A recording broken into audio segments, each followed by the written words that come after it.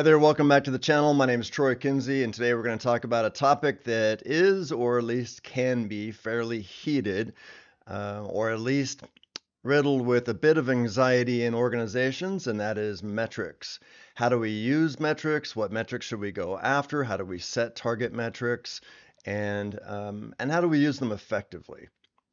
So let's start with the benefits of metrics. Metrics, at the end of the day, really can and should provide us with clarity. Now, the four metrics that we typically go after when it comes to service management are A, where are we today? B, where do we want to be? What are our objectives and goals? C, how are we doing in terms of our progress to getting to these objectives and goals? And then D, what are some opportunities that we can leverage to improve the efficiency or effectiveness of our services so that or processes or structures or personnel so we can get to those goals?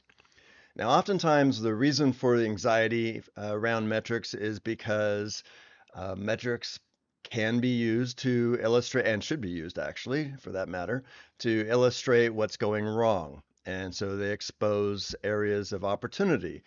Now, what we propose is that we do that in a very positive, team-oriented atmosphere so that metrics aren't used to berate, but they're more to expose, hey, we have some challenges here. Let's work as a team to figure them out. If an individual is, for whatever reason, is not delivering as he or she should, then what can we do to help that individual be more successful? So it's really important, especially in the beginning when we're starting to use metrics, to make sure that we are very consciously aware that people are going to be anxious about those metrics and how we use them. So what I typically do in the beginning stages of starting to effectively use metrics is to set up team meetings and talk to individuals beforehand so that people know that we're going to be talking about some possibly sensitive topics here, and typically this is going to sound interesting, pick on an individual within the team that I've talked with in advance who knows that, we're going to show where we're failing to meet expectations or not meeting where we want to be. And so they know that this is something that we're going to use as a model so that other people realize, look, we're after trying to improve. We're not after trying to, again, berate somebody. So, and then essentially we work through that. We model how those conversations can and will go in the future so that other individuals on the team feel more comfortable and confident in the fact that we are sharing those metrics.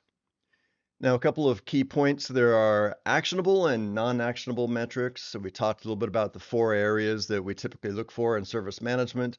So just real briefly, as you might imagine, actionable metrics are those numbers or metrics that we can actually use to do something about. They provide clarity in terms of, again, where we are, where we want to be, our progress to getting to where we want to be, as well as opportunities. So non-actionable metrics are metrics that really don't provide anything of substance. What's a good example?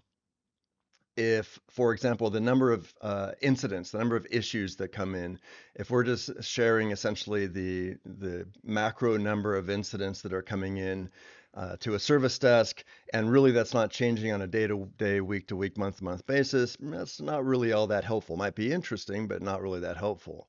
If we dive deeper and we break that down into where are those incidents coming from, how are we responding and resolving those incidents, then that becomes more actionable. So let's use another example. Let's use a restaurant example. So the time that an order is taken for a meal is taken. From the time an order is taken for a meal request to the time that the food hits the table. So let's say we're measuring that. That is something that's very tangible. It's comprised of different steps. So we can break it down even further, but we can essentially set target metrics. There's where we want to be. This is the time lapse that we want to have between the time that the order is taken and the time the food is delivered. Here's where we are. Here's where we want to be. Here's our progress.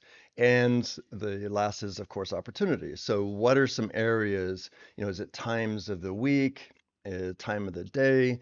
Is it during during certain shifts, certain types of meals? So anyway, whatever kind of opportunities that we can imagine, we can use metrics to kind of point that out, and we should. Now, one key aspect that notice is often overlooked is how target metrics are set up in the first place. So really what we want to do is we want to set those target metrics based upon what the customer needs slash expects. So in order to really get at these metrics, what it's really important is to sit down with customers or customer representatives and do our homework so we really know what it is that we really need to deliver at the end of the day. So what we don't want to do, and I've seen our organizations, service desks, and other types of service delivery and support operations do, is base those metrics on what we think we can comfortably deliver.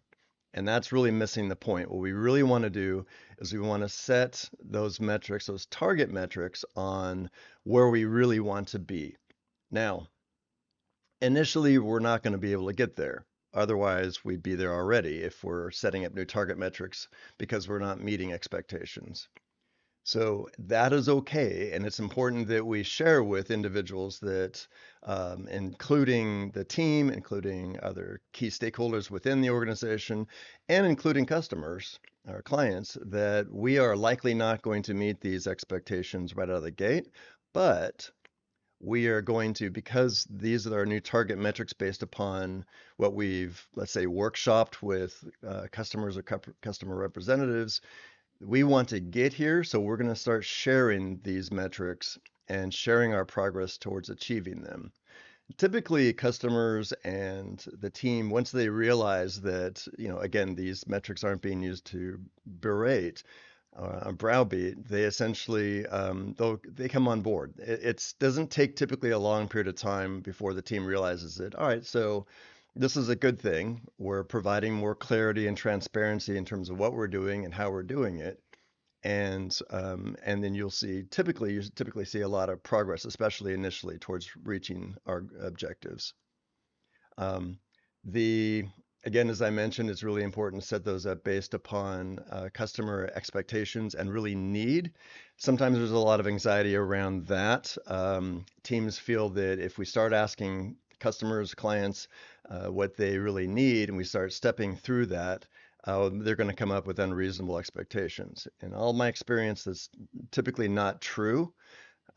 But again, the best approach to coming at devising what those metrics are or should be is through workshops. So workshopping it and running through different scenarios from a customer perspective so that the team understands why those expectations are there in terms of those target metrics and what happens when those target metrics aren't met.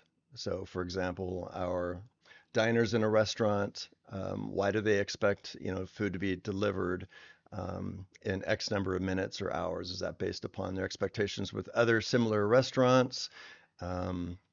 Whatever that criteria is, or service desks that respond to incidents and requests for information or assistance.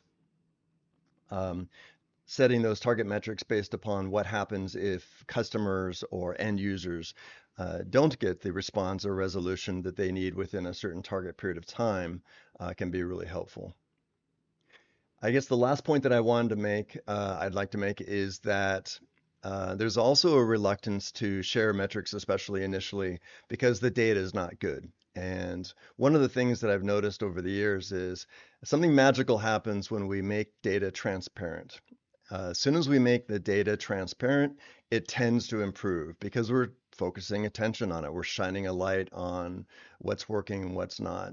So shining a light on metrics, making them transparent, sharing them with the understanding and the communication that, again, they're not going to be necessarily what we'd like up front, but by making them transparent, we hope to improve them. It can have a great advantage.